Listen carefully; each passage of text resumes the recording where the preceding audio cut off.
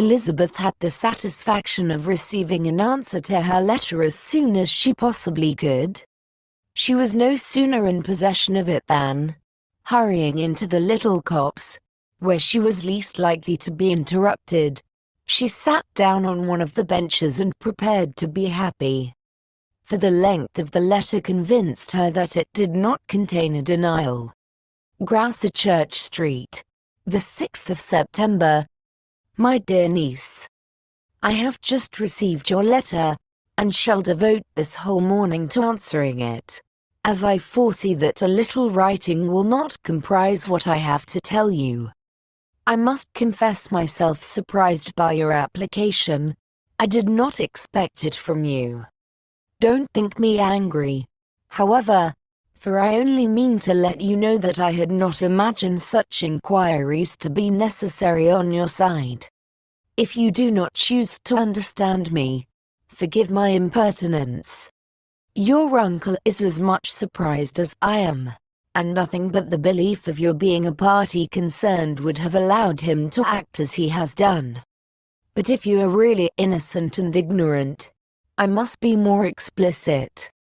On the very day of my coming home from Longbourn, your uncle had a most unexpected visitor. Mr. Darcy called, and was shut up with him several hours. It was all over before I arrived, so my curiosity was not so dreadfully racked as yours seems to have been.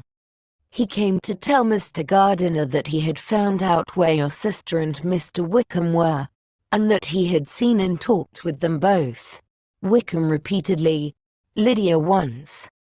From what I can collect, he left Derbyshire only one day after ourselves, and came to town with the resolution of hunting for them. The motive professed was his conviction of its being owing to himself that Wickham's worthlessness had not been so well known as to make it impossible for any young woman of character to love or confide in him. He generously imputed the whole to his mistaken pride, and confessed that he had before thought it beneath him to lay his private actions open to the world. His character was to speak for itself. He called it, therefore, his duty to step forward, and endeavor to remedy an evil which had been brought on by himself. If he had another motive, I am sure it would never disgrace him. He had been some days in town, before he was able to discover them, but he had something to direct his search, which was more than we had, and the consciousness of this was another reason for his resolving to follow us. There is a lady, it seems, a Mrs. Young, who was some time ago governess to Miss Darcy, and was dismissed from her charge on some cause of disapprobation, though he did not say what. She then took a large house in Edward Street, and has since maintained herself by letting lodgings. This Mrs. Young was, he knew, intimately acquainted with Wickham, and he went to her for intelligence of him as soon as he got to town. But it was 2 or 3 days before he could get from her what he wanted. She would not betray her trust, I suppose, without bribery and corruption, for she really did know where her friend was to be found. Wickham indeed had gone to her on their first arrival in London, and had she been able to receive them into her house, they would have taken up their abode with her. At length, however, our kind friend procured the wished-for direction. They were in Street. He saw Wickham, and afterwards insisted on seeing Lydia. His first object with her, he acknowledged, had been to persuade her to quit her present disgraceful situation, and return to her friends as soon as they could be prevailed on to receive her, offering his assistance, as far as it would go. But he found Lydia absolutely resolved on remaining where she was. She cared for none of her friends, she wanted no help of his, she would not hear of leaving Wickham. She was sure they should be married some time or other, and it did not much signify when. Since such were her feelings, it only remained, he thought, to secure and expedite a marriage, which, in his very first conversation with Wickham, he easily learnt had never been his design. He confessed himself obliged to leave the regiment, on account of some debts of honour, which were very pressing, and scrupled not to lay all the ill consequences of Lydia's flight on her own folly alone. He meant to resign his commission immediately, and as to his future situation, he could conjecture very little about it. He must go somewhere, but he did not know where, and he knew he should have nothing to live on. Mr. Darcy asked him why he had not married your sister at once. Though Mr. Bennet was not imagined to be very rich, he would have been able to do something for him, and his situation must have been benefited by marriage. But he found, in reply to this question, that Wickham still cherished the hope of more effectually making his fortune by marriage in some other country. Under such circumstances, however, he was not likely to be proof against the temptation of immediate relief. They met several times, for there was much to be discussed. Wickham of course wanted more than he could get, but at length was reduced to be reasonable. Everything being settled between them, Mr. Darcy's next step was to make your uncle acquainted with it, and he first called in Grasser Church Street the evening before I came home. But Mr. Gardiner could not be seen, and Mr. Darcy found, on further inquiry, that your father was still with him, but would quit town the next morning.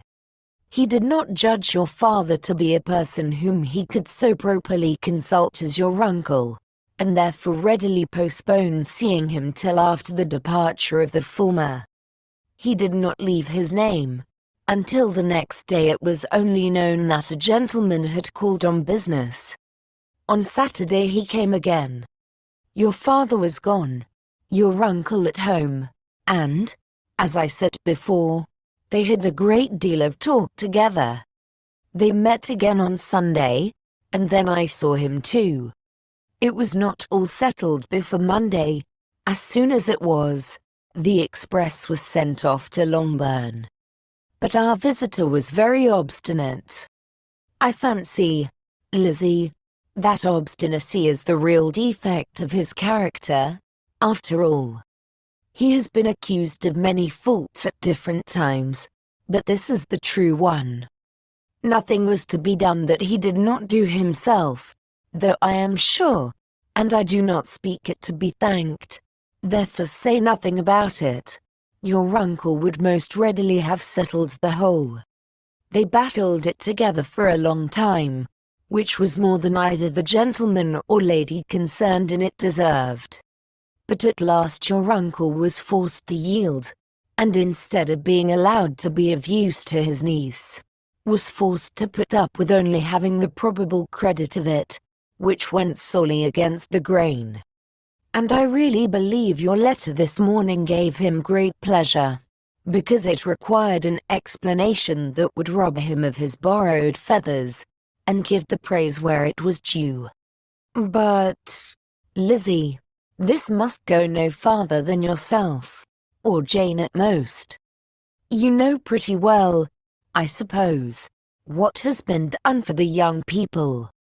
His debts are to be paid, amounting, I believe, to considerably more than £1,000, another 1,000 in addition to her own settled upon her, and his commission purchased. The reason why all this was to be done by him alone was such as I have given above. It was owing to him, to his reserve and want of proper consideration, that Wickham's character had been so misunderstood, and consequently that he had been received and noticed as he was. Perhaps there was some truth in this, though I doubt whether his reserve, or anybody's reserve, can be answerable for the event. But in spite of all this fine talking, my dear Lizzie, you may rest perfectly assured that your uncle would never have yielded, if we had not given him credit for another interest in the affair.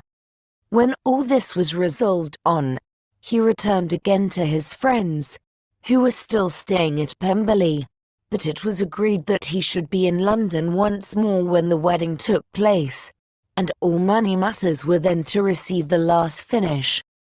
I believe I have now told you everything. It is a relation which you tell me is to give you great surprise. I hope at least it will not afford you any displeasure. Lydia came to us, and Wickham had constant admission to the house. He was exactly what he had been when I knew him in Hertfordshire, but I would not tell you how little I was satisfied with her behaviour while she stayed with us, if I had not perceived, by Jane's letter last Wednesday, that her conduct on coming home was exactly of a piece with it, and therefore what I now tell you can give you no fresh pain. I talked to her repeatedly in the most serious manner, representing to her all the wickedness of what she had done, and all the unhappiness she had brought on her family. If she heard me, it was by good luck, for I am sure she did not listen. I was sometimes quite provoked, but then I recollected my dear Elizabeth and Jane, and for their sakes had patience with her. Mr. Darcy was punctual in his return, and as Lydia informed you, attended the wedding.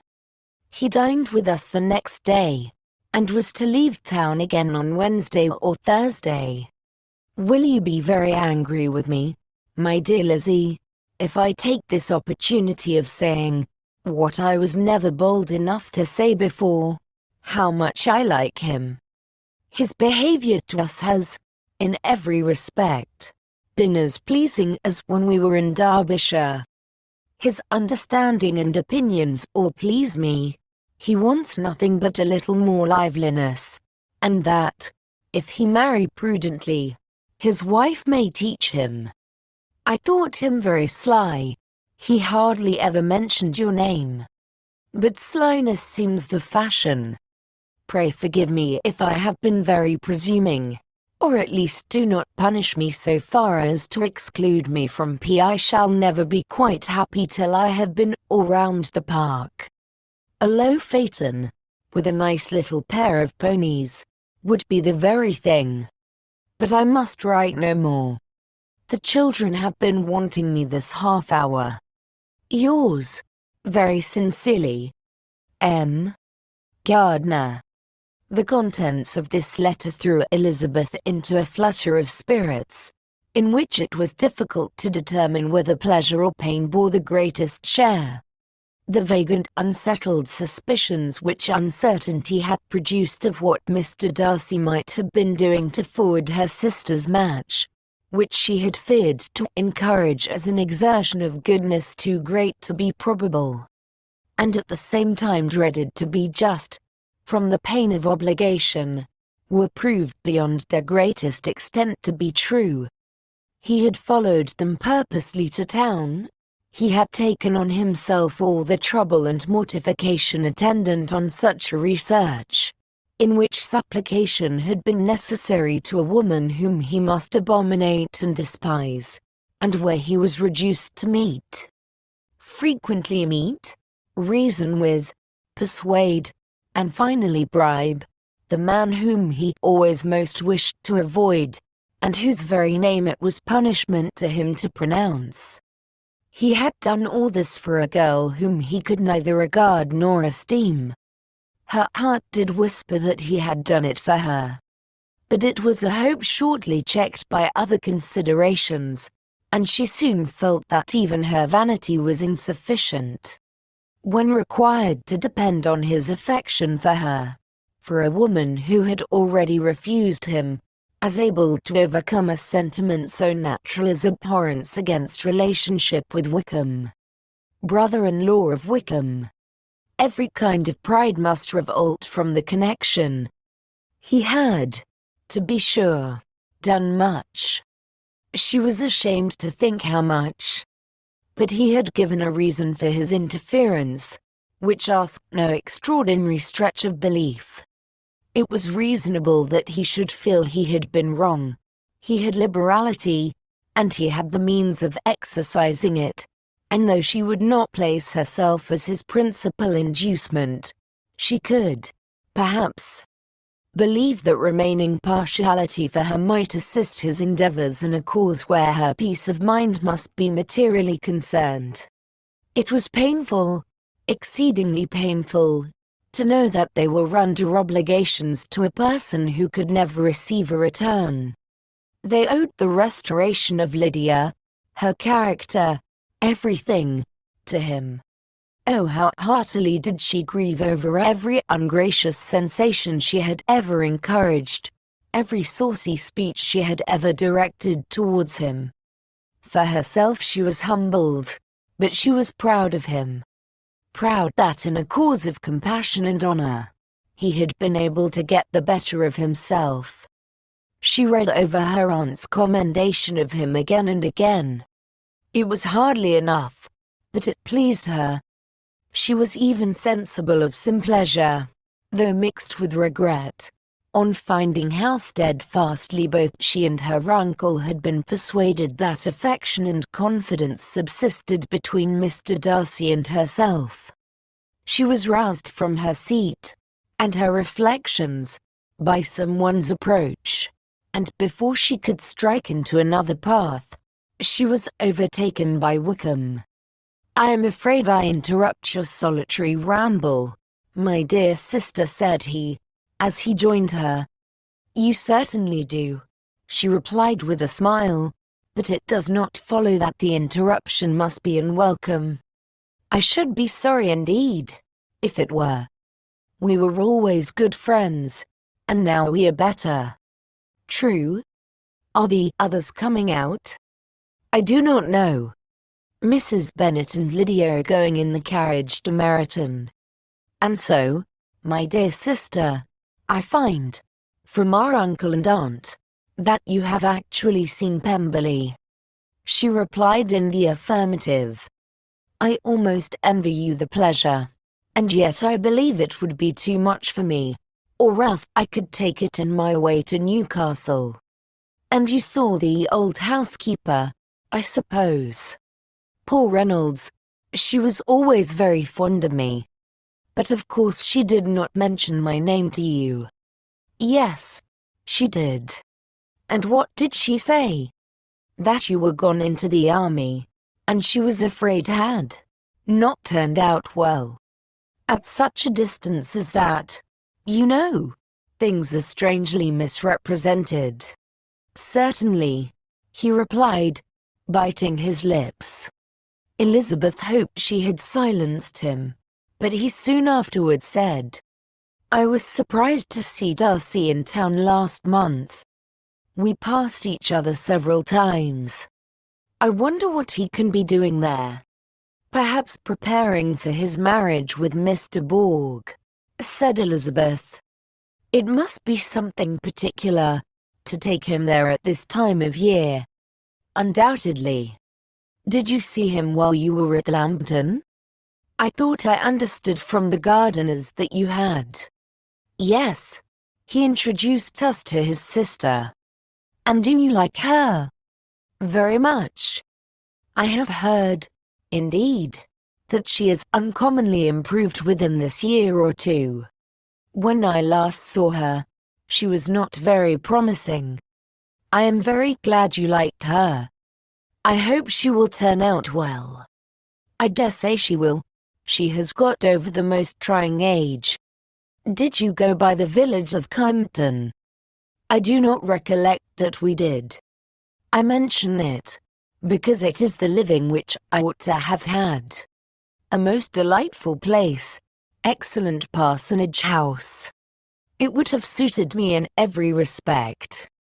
"How should you have liked making sermons?" "Exceedingly well. I should have considered it as part of my duty, and the exertion would soon have been nothing. One ought not to repine, but, to be sure, it would have been such a thing for me.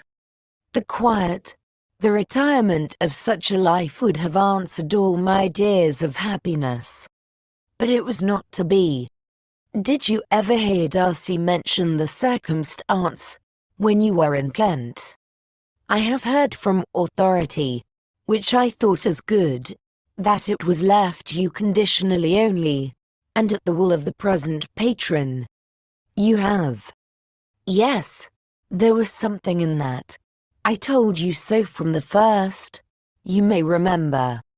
I did hear, too, that there was a time when sermon making was not so palatable to you as it seems to be at present, that you actually declared your resolution of never taking orders, and that the business had been compromised accordingly.